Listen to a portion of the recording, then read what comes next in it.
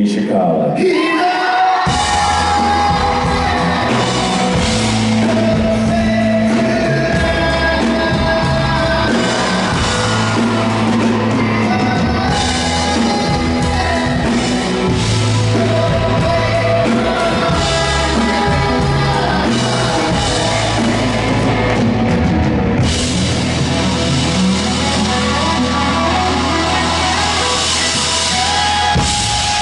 Misha.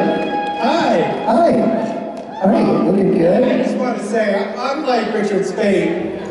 I am happy to be here. Hey, Yeah. why are you coming, sir? And it's not just a contractual Right. obligation. Let's get to point that out. That I actually appreciate Yeah. each and every one of you. That's good to point that out. And I have equal enthusiasm for you, Yeah. as you do for coming to one of these Yeah. things. So I just want, We know what's talking to his hometown audience. So it's like, I'd rather not be talking about it, I have to because of the contract. It's not that so much, is I do the dirty work of like paving the road for Misha to come out here and be lauded as a hero, when really I should be the hero. I'm the local, this is my hometown, but I have to take a backseat to big I crazy would like to point celebrities. out, he is a local. And first thing that he could do, first thing he did when he had the opportunity to, was he left. That's his devotion to your community. That's what you're dealing with here. And on my face. But I can't return in glory if I don't leave first. It's a shame. Ladies and gentlemen, Misha Collins. Hey, Misha. See, he's doing it again. He's doing it again. Misha, were you just in Brazil? I was just in Brazil. What was going on there? Was it a convention? It was a convention. I think somebody at the last minute realized like it was a security problem that they shouldn't go, and so they called and they were like, "Hey, Misha, can you come last minute?" And I was like, "Oh, sure. I don't value my security." And so I went, and holy shit! Yeah, intense. Like Brazilian fans are intense. You people are intense. But it's a different kind of intense. Like they're screaming and throwing clothing and like knocking over the security barricades and I conveyed this to my girlfriend on the phone. I was like, honey, I'm really famous in Brazil. And she was like, that's like one of those things that people say when they like they're really not famous. Right. And I was like, well, but I actually am famous. That's why I can say it. It's funny. And she was like, yeah, but I want to remind you about that video I made. And I was like, oh, motherfucker, because this past summer was my birthday. And so she put together this like video of like got like all my friends and relatives to like say a little something about me. And also to have edited an interstitial video, she just went around with her iPhone and just recorded like asking people if they know who Misha Collins was. And she has like 50 little clips of her just walking up the street and being like, hey, quick question for you. Do you know who the actor Misha Collins is? And everybody says no. And her intention in making this was like to culminate the whole thing with somebody being like, yes, I know who it is. She couldn't find anyone. That's hilarious. I never saw the finished product. Yeah, well, it's depressing. It's accurate. Well, nevertheless, Robin Booth made a little clip for that video. Yes, we did. Sweet. Yes. And the baby, too. Yeah. And Margaret was actually sort of the star of the video. Yeah, her first words were, "You're my father, Misha." Well, you're famous in my heart and all these fine people, and you're a lovely person, and I'm leave you to it. Okay, bye. You have a lot of germs on that microphone. Note to self, do not lick microphone. Hi, everyone. Hi. How's it going? Good. Great. I just got back from Brazil, which was a fun little impromptu jaunt. I went with my dad, who remarkably, with 2 days' notice, was like, yeah, I'll go to Brazil. And he speaks a little bit of Portuguese, which meant that he just talked to everybody but me the whole time we were there. Comfortable. I just landed this morning. So if I seem a little bit out of it, you'll know why. Thank you. I'm glad I'm here too. My flight last night got delayed until 8 a.m. It was going to depart at 8 a.m. this morning. So I had a bit of a scramble yesterday figuring out how to get here. I was like, that's going to make me miss all the show. That's not a good idea. I guess I'm going to just ask you to ask me a question. What do you think about that?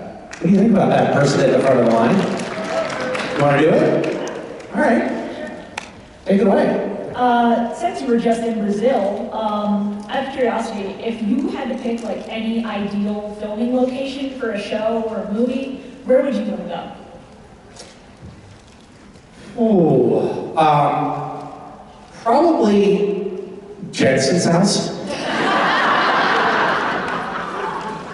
I think it would be cool to reveal all kind of weird BDSM paraphernalia that he has in his house. It makes great set deck for sort of tell him that or a photo op later. Yeah, absolutely. Do tell him that. That's a great idea. I can't wait to watch you get ejected from the show. Thank you. Yeah, thank you. Hi. What was your favorite episode that you acted in on Supernatural? My favorite episode, well, that really depends. I mean, from what angle are you talking about? My favorite episode that I acted in, from a viewer standpoint, like just watching it, I think was The French Mistake, because it was great. That was also my favorite from an actor's perspective because I got to look at us making fun of ourselves, and it was pretty. Like they did such a good job of satirizing us. Like each of us, they amplified certain traits of our personalities, and like for example, I'm dismissive of the cast and crew and don't pay attention to anybody, which is kind of like a problem of mine, because I'm always like off in my head. I'm not actually being an asshole, I don't think.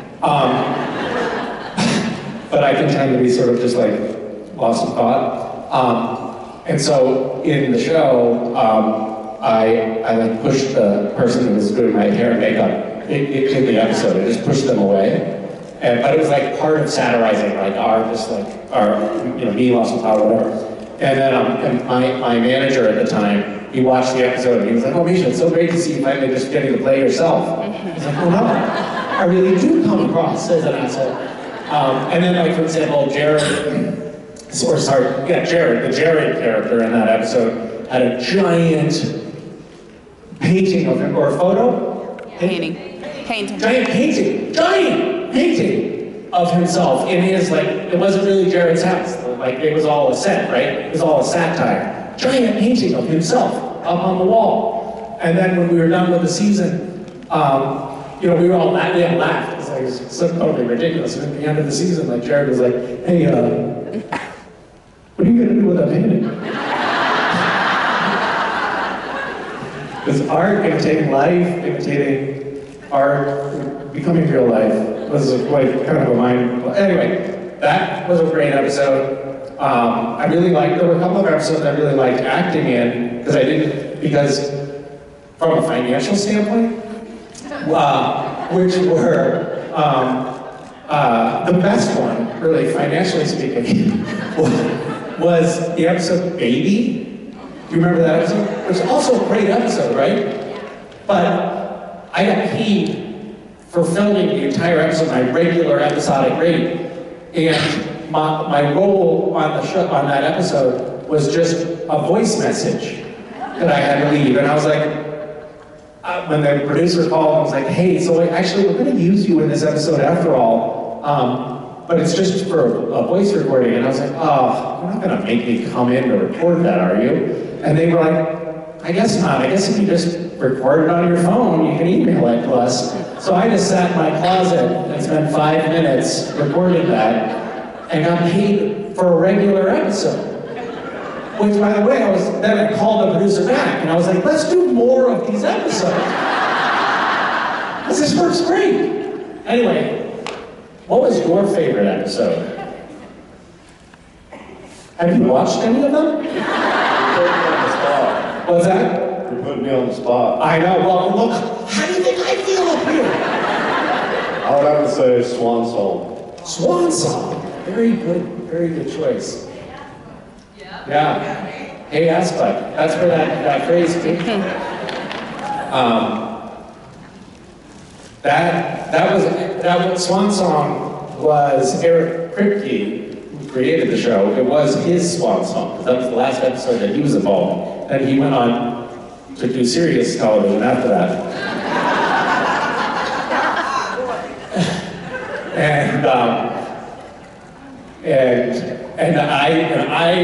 The thing I remember most about that episode was that I said, "Hey, Aspa," which is like changed my life forever.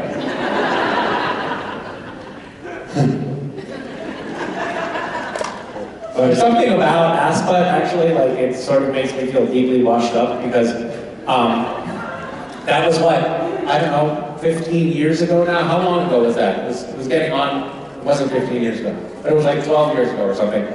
And now people always come up to me and they're like, "Hey, can you do me a favor? Will you say, 'Hey, Aspa' in the cast voice?" And then I'm like, "Yeah. Hey, Aspa." But it's like, you know, I mean, how would you feel if, like, when someone sees you, the first thing they think is Aspa? That's what I've been reduced to in a lot of people's eyes, you know? You brought up a very painful memory for me.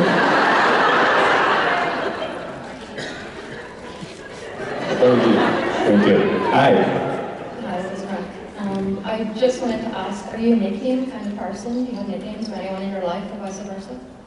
Do I have nicknames for anyone in my life? Oh, no. No, I call my son Bug, and I call my daughter May. And I just had I have a friend, a very close friend, who has a girlfriend who's Italian. And her name, we just had a conversation about nicknames for about an hour. Yesterday, as I was driving to the airport in Sao Paulo, we had a conversation. That's why I laughed when you asked the question. Because she's Italian, and she's Italian Indian, I guess. She has, her name is Vijaya, and she's coming to the States. And I was like, well, you know, she has to change her name. She can't be Vijaya here. And then he suggested, well, what about the JJ? And I thought, no, that's not going to work either. And so we spent a long time workshopping it. And it's tricky, you know? Because you can't just like cut off the beginning. You can't just keep veg. Right? It's tricky.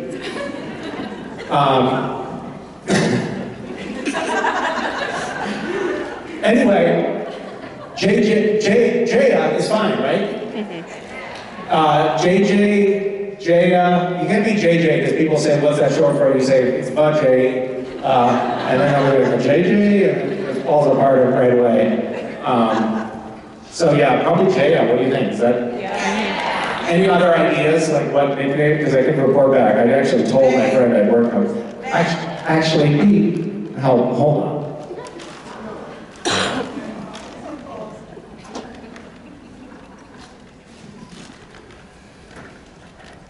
Can you put your camera down for a second and just use this one? Wait, will you just film me and then turn around on the audience. We're recording right now. Yeah, you're already recording. You can just, oh, yeah, okay, that's fine. Okay, so the question, everyone, is we're working with the name Vijaya, and of course, in the United States, that immediately conjures, well, actually, what does it conjure?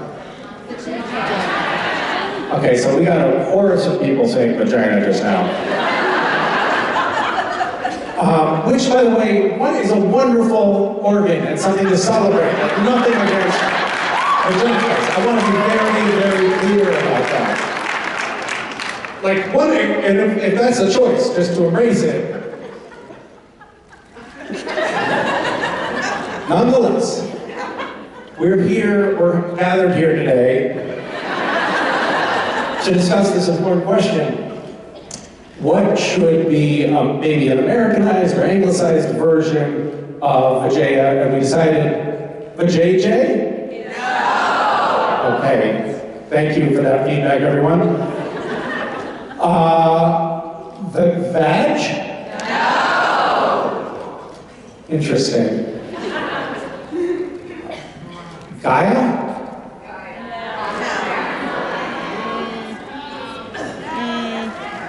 Jaya? Yes. Wow, that was a resounding and enthusiastic endorsement of the name Jaya. This is just a small sampling of about, I don't know, 6,500 people. I count crowd numbers like Trump does. Can I?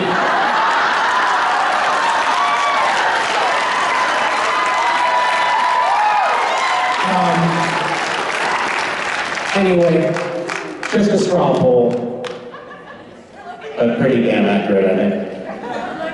Yeah, we're looking at you. You were looking at me just now? Yeah. Did you fuck it up? I did it right. You did it right? Oh my God, that's gonna be gold. Thank you, everybody. Anyway, thank you for broaching that question. That was super useful. Hi. Hi, Misha. On your trip to Brazil, there was a social media image of you eating a bug. So, you're clearly a daring guy. What is the most adventurous thing you've ever done? Ever done? I can't tell you that, but working with Jared.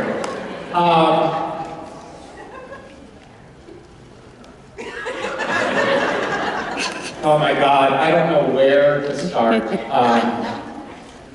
I used to do a lot of things when I was younger that now I would never do. I didn't think about safety at all in any way. People would say, that's dangerous. And I'd be like, oh, don't be ridiculous. I met somebody who was involved in sending supplies through mission work to Haiti when there had just been a military coup, and the president, Jean Aristide, had just been exiled to the United States. It was sort of like a civil war, and this guy was sending cargo of relief supplies to Haiti, and I was like, well, can you put people on the plane? I'd love to go. And then went to Haiti and stayed with a friend of the exiled president. And every time a car drove down the road, he would like sit up and be like, because he was afraid it was a death squad coming to kill us. And I was there as a fucking tourist. Like, look, I had no business there whatsoever. So I did things like that fairly often, and also like just harebrained things. Like I was in India when I was 21, and I was trying to make a documentary video. I decided it was going to be an interesting documentary. This never came to anything, but the documentary was going to be like about how different people around the world, different cultures around the world treat the issue of abortion. And in India, they had a totally different attitude about it. It was like, an abortion is like getting a tooth pulled. Like they just don't think about it at all the way we think about it here. And so I wanted to film in this hospital and talk to doctors.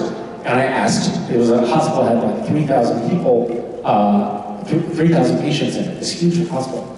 And they said, the only way we would let you in here is if you're a doctor. And I was like, well, I finished medical school. I'm not practicing yet, but I finished medical school. And they were like, really? And I was like, yeah. And then forged this thing saying that I was a doctor, and then I went to the hospital to film, and then the other doctors were totally overwhelmed. They're like, hey, you're a doctor, can you help here? And I was like, oh! So I had to like dance around for about a week when I was like filming in this hospital, pretending like, I can't, I'm holding the camera right now, somebody else do those stitches. But it was pretty crazy. I've done a lot of things that are really dumb. I guess dumb and adventurous are kind of like close. And speaking of food, I did the show Road Food. When I was in Texas, I ate an eyeball. No, not to my taste. Yeah, I'd rather eat the ants. Yeah. Thank you. Thanks. Hi. Hi, Misha. So one of my favorite episodes is when you play the empty, and I just love how it's like cast into cast. I just want to know what like the process was of filming that, like having to talk to yourself. Oh my God, it was so hard. It was so unbelievably difficult. They got this thing, I can't remember what it was called. It was like some special camera that we had never used on Supernatural before that could somehow like exactly, precisely track the movements and replicate them from shot to shot. So it's like this giant programmed robot that took up about like, I don't know, from here to the end of the stage, this massive mechanism that just like did this weird thing. The problem was nobody on the crew knew how to use it. And so they were trying to figure out how to program it, but they were like, oh shit, wait, okay, so we did that movement there, and then this is gonna work because we, oh shoot.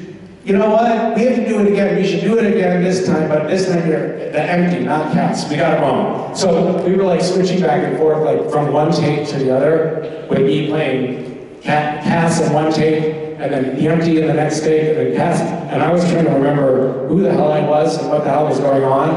And it was on this big, like black, they made the whole stage this perfectly black floor, black walls, black ceiling, everything was perfect.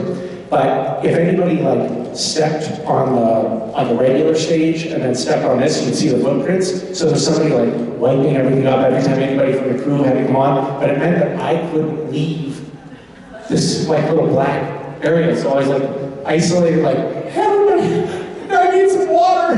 You know, but I was like on my own all day and like kind of going crazy because I couldn't figure out which character, they couldn't figure out which character I was at any given point.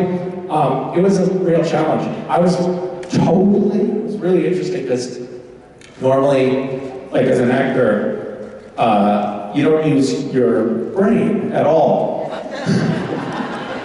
You're basically a moronic puppet. But I really had to use my brain that day, and I was just exhausted. I remember driving home being like, oh my God, I'm so tired. I just have to go to sleep. My brain hurt. It was fun. It was cool. Thank you.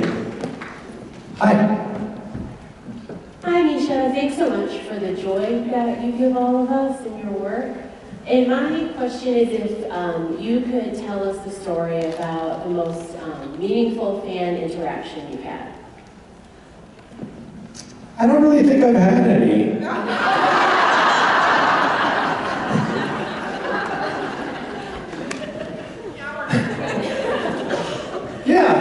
Thank you for that. Somebody in my photo op just now brought up a shower curtain with my face all over it.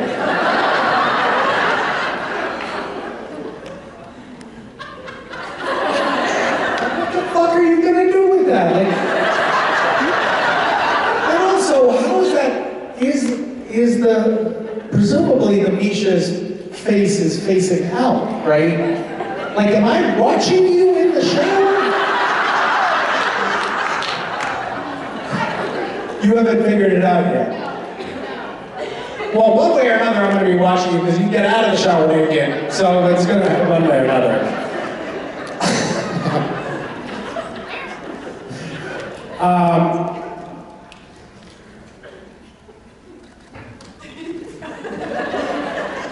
I don't know. It's really hard to say. I don't think there is one most meaningful. I mean, we were part of creating this fictitious world with these aspirational characters who I think have this mythological quality of being like kind of the archetypical ideal that you want to strive for, like trying your hardest, doing your best, being a flawed individual who just doesn't give up and keeps trying. And I think that message has been taken as inspiration by a lot of people and helped a lot of people actually get through some hard times.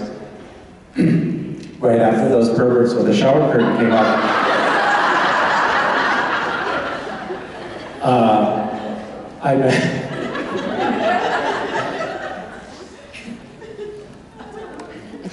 there were two of them, by the way. One who made the shower curtain, and one for whom the shower curtain was made. Right. And each of you were like pointing to the other one, like, look, she made it. And she's like, oh, it's hers. Like, I'm not the creep that's using it. Well, right after this, quite meaningful, by the way, fan interaction that I had, I met a young person who had been a Make-A-Wish kid and had survived and said, that's you? Hi. I don't want to put words in your mouth, but I'm doing it anyway. But you said that something about the show had carried you through what has to have been the darkest chapter of anyone's life. And I don't know, maybe I'm speculating about it, you know, being these characters who fight on in the face of incredibly impossible opposition, but that means a lot to us. You know, we don't, as actors who work in film and television, usually we just like, we record something and it's for the camera operators and the directors and the crew on stage, and then it goes out and it's broadcast on television, and we never get to find out how it lands. And it all feels a little bit disconnected and removed and maybe even clinical. But for us to be able to come to an event like this and meet people face to face who had like either like deeply transformative or powerful experiences with the material that we created, or like are just perverts. It's nice to get that feedback, you know? Thank you. Hi. Hi. What's a moment from this year that you were most proud of yourself? A moment from this year that I was most proud of myself? Oh my God, where do I start?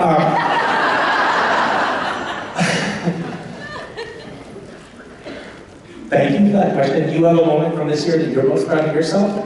Right now. Well, you're doing great.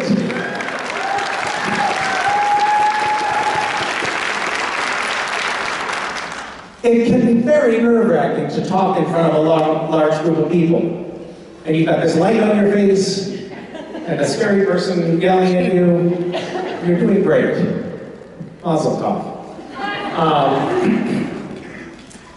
I don't know. I think I've had in a lot of ways a really wonderful year. It's been great in many respects, and I think a lot of that has been due to pushing myself to try new things, or just trying new things. I've been trying new things, which has been really cool. Not just ants, but you know, even doing. I'm putting up this one-person show tonight, which is a work in progress and has been really an interesting process and exploration for me.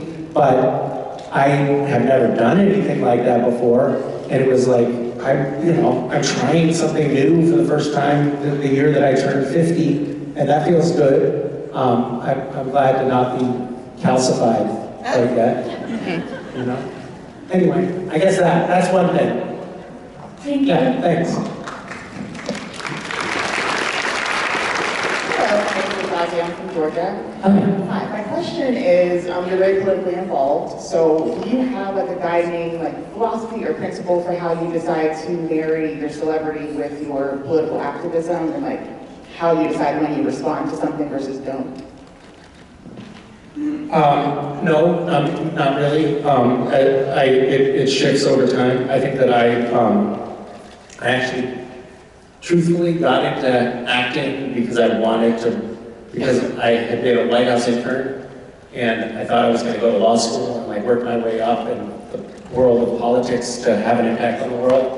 And then I realized, oh, I see how this system works. This sucks. I know what I'll do. I'll go get famous, and then I'll use that to make a difference in the world, which just means that I'm like totally fucking full of myself, that I thought that was like a viable option. But then along the way, I kind of just lost track of that and just wanted to become an actor for the sake of becoming an actor. But once I got Supernatural and was able to start like, oh, I realized, oh, there's all this creative energy in this community, and there's like, there's this real community that is really eager to participate in things. I started doing things with the fandom, and my feeling is like, I don't know, I have actor friends who say things like, well, yeah, you know, I don't really like to get involved in, you know, political stuff or whatever. I just like to stay out of it. And my feeling is, why have a platform if you're not going to use it to try to make the world better? And I think that should be true of everyone. Doesn't mean everyone should have the same perspective or beliefs that I have, but I feel like it's all of our collective responsibility to go out in the world and try to make the place better, because otherwise, what are we about? I don't like, in terms of guiding philosophy, my guiding philosophy is not just that I want to make things better for myself, it's that I want to figure out how to make things better in general. And that means being vocal about the things that I think will contribute to that. And that is also like a constantly shifting thing, like what is it that I think is going to make the world better?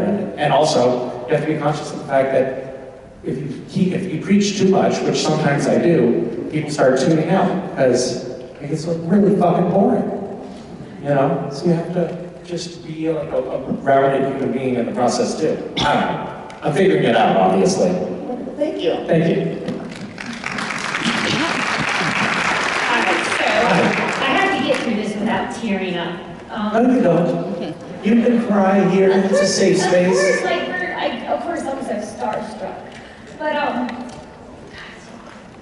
so I just want to thank you for your character for the show. It's one of the few shows that some people like watch over and over again, and it helps them get through their struggles and everything. And because when a show brings you joy, sadness, and every emotion in between, and you cry with the characters and you laugh with the characters, it becomes, you know, part of you. You immerse yourself into that fake reality. But in the end, you know, I don't think, well, I know you guys know that, you know, that's something that's special.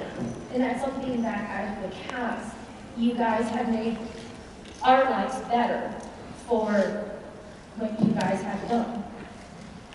So that's my first one. So my actual question is, which version of Castiel did you like playing the least? The least? Oh my God, that's so great. So often I get stuck with that question of the best. But that's no fun. Yeah, the least. Well, I think there were two Castiels that I had particular trouble with. One was Crazy Cass, and one was Nazi Cass.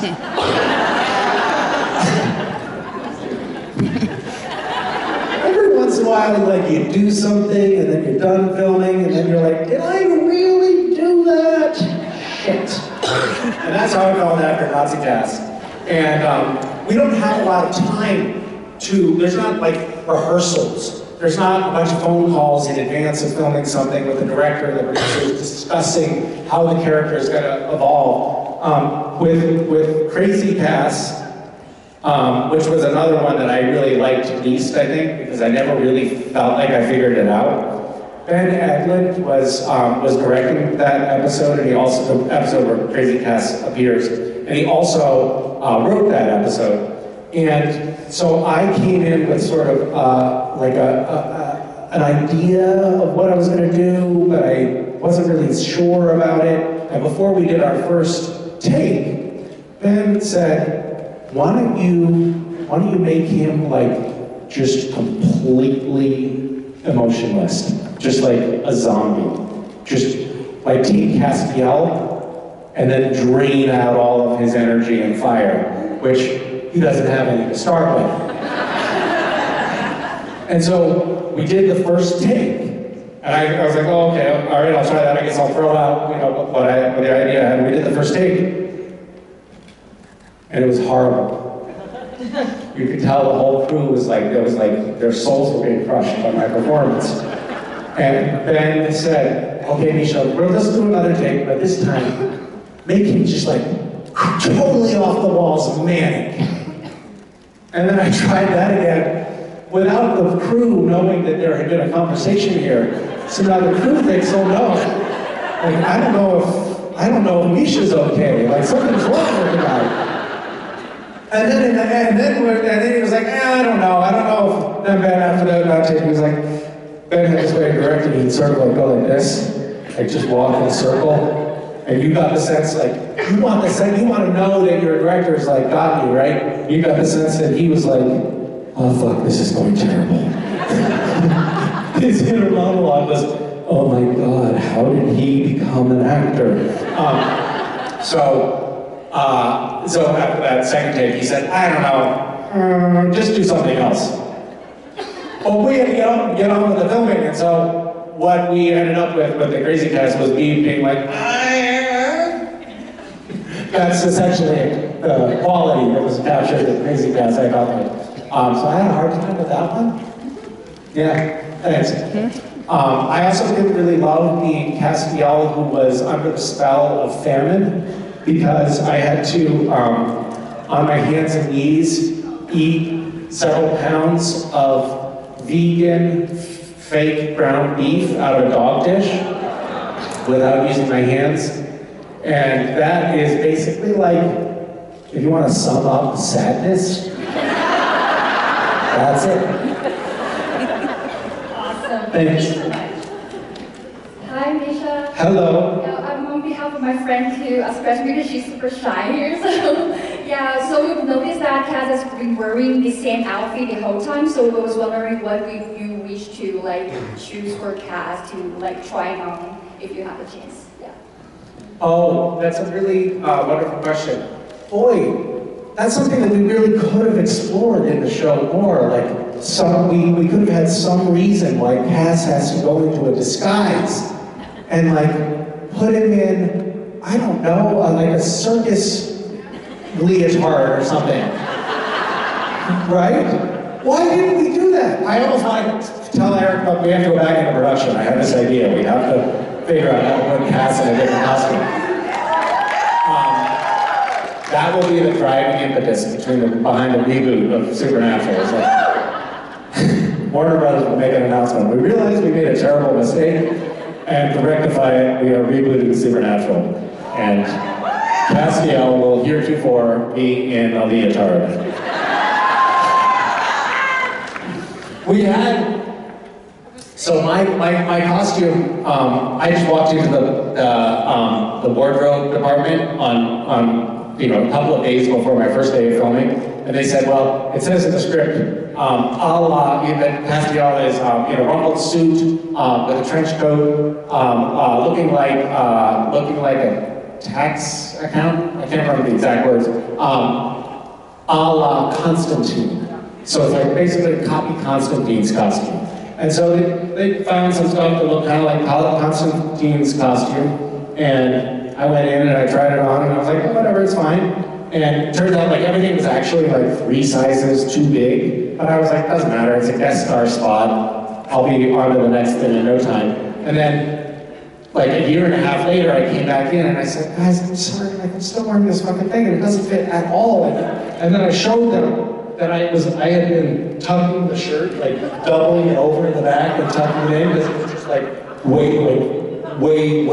too big. And we're like, motherfucker, why didn't you tell us? And I was like, I don't know, I didn't want to make a thing, but it's like, you know, it's not, it doesn't fit. So then after a little while, I was like, I called, after I don't know how many seasons, I called the producers and I was like, guys, can we just put me in something? This is so funny and ridiculous. Like, hey, everybody else gets new stuff all the time. Can't you just write some excuse that I have a new costume? And they're like, yeah, we'll do that. And so the next season, I went back in to the worker before we started, and they did another fitting, and I was like, it's all the same. It's just a slightly different trench coat and a slightly different tie. And I'm like, yeah, this is what they have a plan all day. You know? So I tried it on, and I was like, okay, I don't know where this is going. And then Cass shows up in a new trench coat and a new tie with no explanation at all. And that's just how we did things on the show. Thanks. Thank you. Hi. Hi. So I just want to say thank you for doing these because it's something that me and my friends do every year. Well, this is our third year. It's our get away from the kids' husband kind of thing. Girls Gone Wild. And we always It's like a Girls Gone Wild weekend. and with the pool and no one's judging us. Well, if you are, oh well. But it's our third year and we've had every year something ridiculous or crazy has happened to us that we laugh until we can't breathe. Oh, and 9 out of 10 times is really embarrassing. Again, we don't care. Can you give us like 3 examples? I can actually do like the best one was we were in New Orleans. And that was our we were in New Orleans and we had this beautiful hotel. It was not too far from the convention. And this was our whole first experience and we'd never been to New Orleans either and we had to wash our clothes. And this is the embassy. It was, I don't know, it had like 30 floors or something ridiculous. And the laundry room was on like this ridiculously high floor in this little tiny corner in the middle of nowhere with like 2 washer and dryers that were older than me. I'm not that old, but I mean, they were pretty old. And so we go up there to do our laundry and my beautiful friend, who's such a sweetheart, noticed somebody's clothes were in the dryer. And my sister and I, we were like, no, we'll just put it on top and leave it. She fools them. She says, no, there's got to be a child's, you know, and we're watching it. There's small clothes, there's small underwear. And I'm thinking, what child's doing a full load of laundry on the 14th floor of the hotel in downtown New Orleans? And I'm like, no, it's got to be. So, you know, we're like, I just, you know, just put them up to the side. She's like, no, I want to teach them a lesson. You know, you shouldn't leave your clothes, and I want to be kind and leave it folded. Can you come to my house? I love that attitude. I don't think she put that as a no. So it turned out it was, I'm going to assume he worked as a jockey. He was a very petite man. And it was a very glass door, and all we heard was a struggle because he had seen us through the glass door, her folding his underwear. Trying to get in to get the door open, and the 3 of us are just standing there like, oh, and it's a tiny room. So we had nowhere to run, and he had literally walked past it. So I think that's probably That was pretty good. So my question is, do you have, doing all these and meeting all these people that love you and interacting, do you have like a really embarrassing moment that you had? Not that I can think of, no. But your story reminded me of a story that happened to somebody on the cast that I'm not going to reveal who it is because it's their story to tell, but I'll let you figure out on your own. No, you probably won't figure it out. But it was somebody in the cast. I think we were in North. I think we were in Charlotte, and we were staying. Also, not to brag, but at a fancy hotel. And she was staying in a room that had 2 doors. So there's like the door to the hallway. I guess it was like a loud hallway or something. So they had like this little ante room, and then another door to block out the noise from the hallway. And was staying with another person in the room and had some sort of weird dream or something. And did just a tiny, tiny bit of sleepwalking that rendered her naked in the hallway with no room key. And then there was a banging on the door to get back in, but there's another door so the sleeping partner did not wake up. So she had to figure out what to do. She saw a door to the stairway, so she was like, okay, I'm just gonna somehow like creep downstairs, and I'll notify somebody in the lobby to come help me. So she went downstairs, but it turns out that stairwell was one of those where once you go in, you can't open a door to anything but the sidewalk on the side of the building.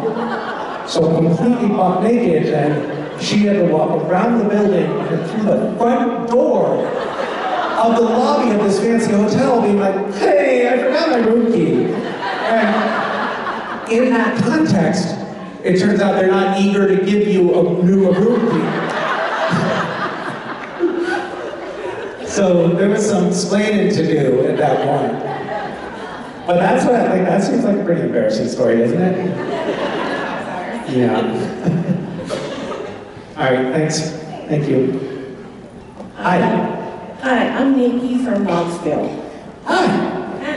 I have a question for you about Cass. Okay, perfect. You come to the right place.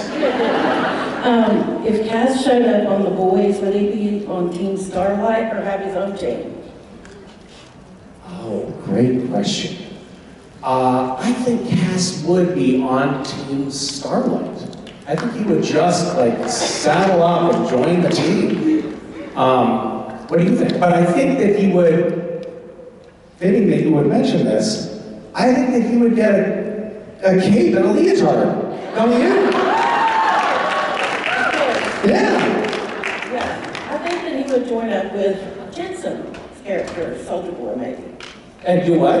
I don't know. And Soldier Boy? Just have fun with Soldier Boy. Just have fun with Soldier Boy.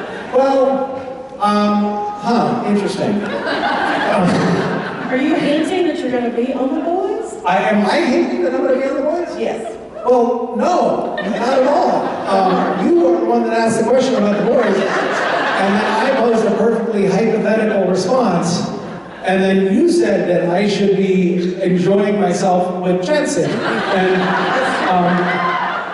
And I think that that's problematic because Castiel is like a good guy, and as far as I can tell, like Soldier Boy is mostly a bad guy, right? So then you're sort of saying that Castiel is a character with no actual like moral compass, right?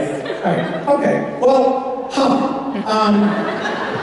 this is tricky, but I think we can both agree on one thing and one thing only. And that is that you should have a cape and a leotard. Okay, great. Let's just leave it at that. Let's find common ground here. Okay, thank you. Hi, Misha. Hi.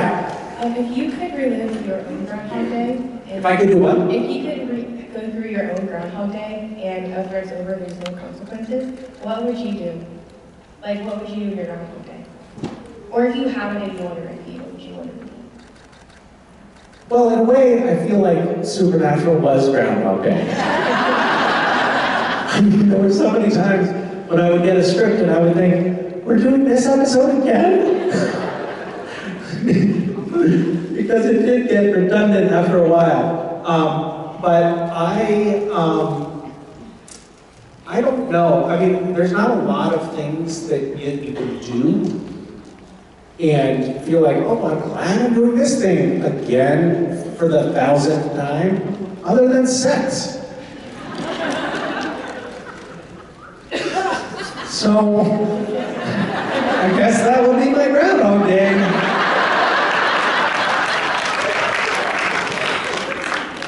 Thanks. How about you?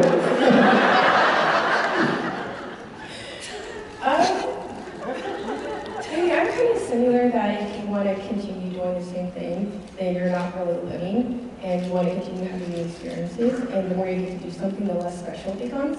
So you're worried it would ruin sex? I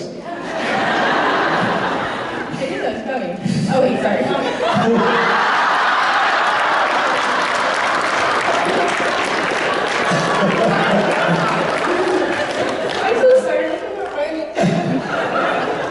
I can't believe you asked such a dirty question. Totally inappropriate. But I really like outgoing roller coasters, so point in Ohio, I had a lot of fun there. I think after a while, it would become. The roller coaster would get boring, right? I mean, it would after a while, yeah. Yeah. Just a suggestion, what about sex on a roller coaster? Okay. Hi. Hi, was there any decisions that the writers made that you didn't like?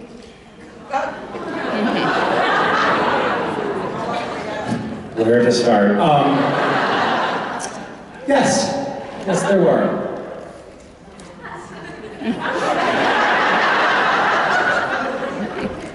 I mean, look, I'll be honest. I mean, not totally honest, but I'll be a little bit honest. One thing I've always said is, one thing I've recently discovered is I wish Castiel had changed his clothes. Another thing is,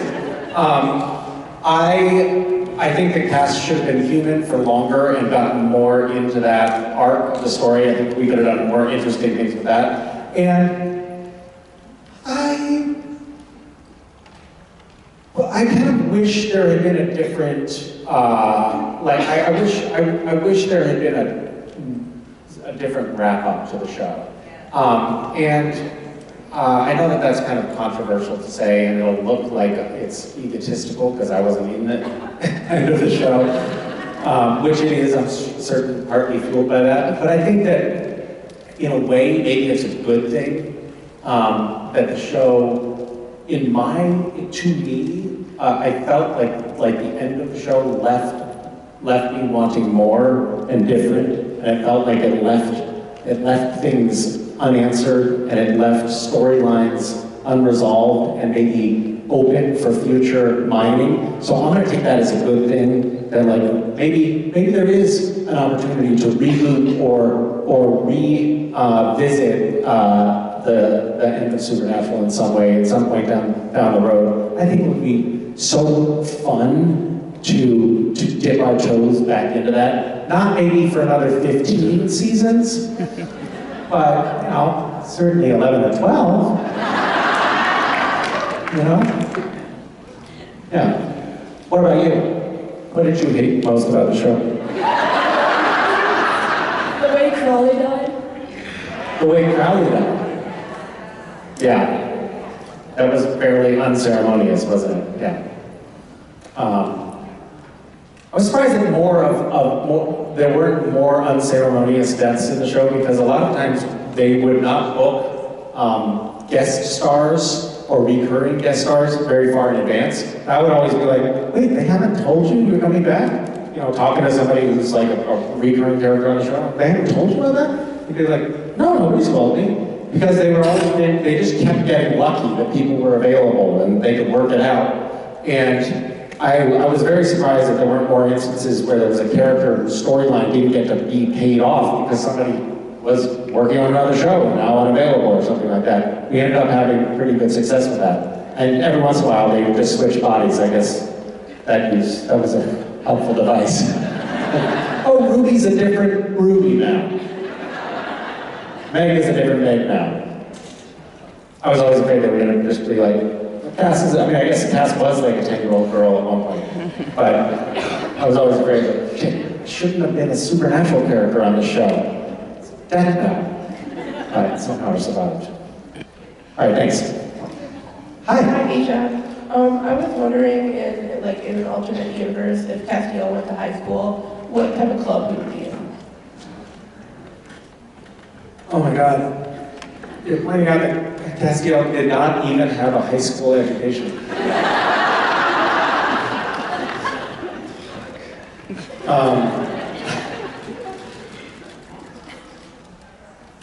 Bible club? If there was like a fencing club, I think he would rock that.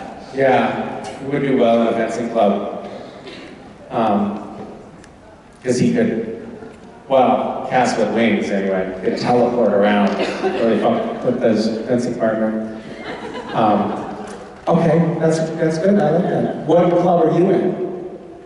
Are you in high school? No, I'm 24. Oh, my eyes are bad. Don't blame me. Wait, so you are out of high school? Yeah. Good for you. You would have been held back a lot of years if you were still in high school. Are you in any clubs now? I like the bowl, like on a league. I like to do that. Oh, really? Yeah. Oh, that's cool. I did that. I mean, not cool, but fun. It is cool? Is it? Yeah. Is it?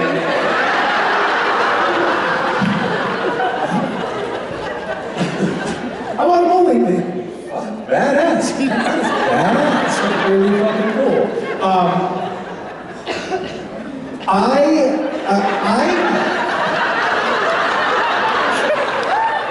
I think it's cool.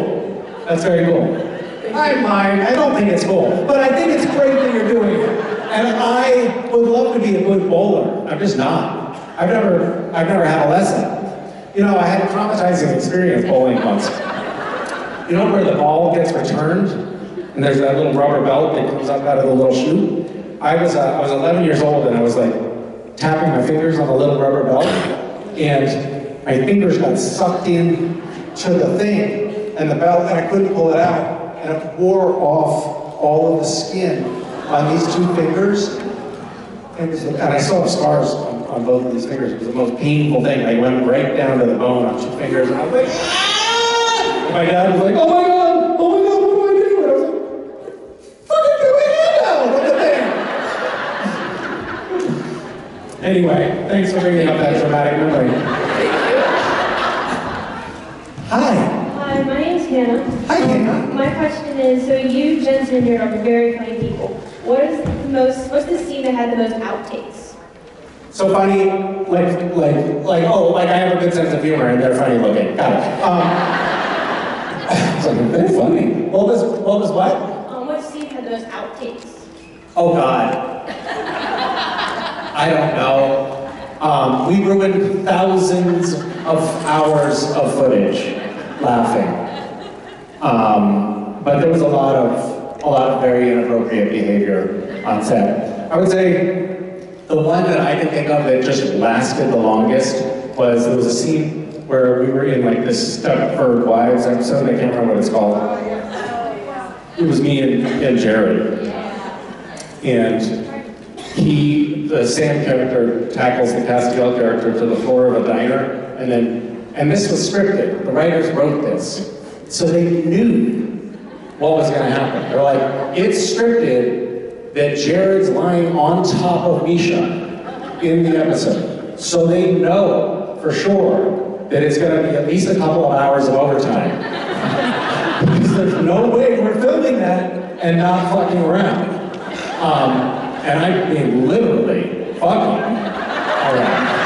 But Jared got so inappropriate for so long, so there were a couple of takes. It was, I think all in all, like if we had just said the lines, it would have been a 45-second, take. But there was one take that was 25 minutes long. And the director just kept rolling the film. Who was the director of that episode? Phil Secretia. Oh, Phil Secretia also cut together the blooper reel at the end of the season. And at the end of that night of filming, he was like, oh my God, we have got some blooper gold from tonight. It's gonna be pretty much like all this, like it's gonna be golden. And then the blooper reel came out at the end of the season and there was none of it in there. And I was like, I called Phil. I was like, Phil, it was like, everybody in the crew had tears streaming down their face. It was so fucking funny. It was so funny. What's going on? He was like, we were in the post-production studio. We played back the footage. I watched it, and then I watched the editor delete the scene at my direction because I realized that all of us would be canceled if any of that footage got out. So it's lost. Sadly. Thank you. Or maybe not. Maybe not sadly. No. We'll see. Yeah. Thank you. Thank you for that probing question. Hi guys. Hi. So nice to see you again. I know that you're here under duress, but... No, I came on my own volition. They said, Rich, you don't have to do this. I said, no, I volunteer, because I'm from the volunteer state, and I want to be there to be sure that Misha has a great exit to a fantastic panel. This was on me. See what you did there? There's nothing less authentic than plucky, enthusiastic Richard Spade. doesn't exist.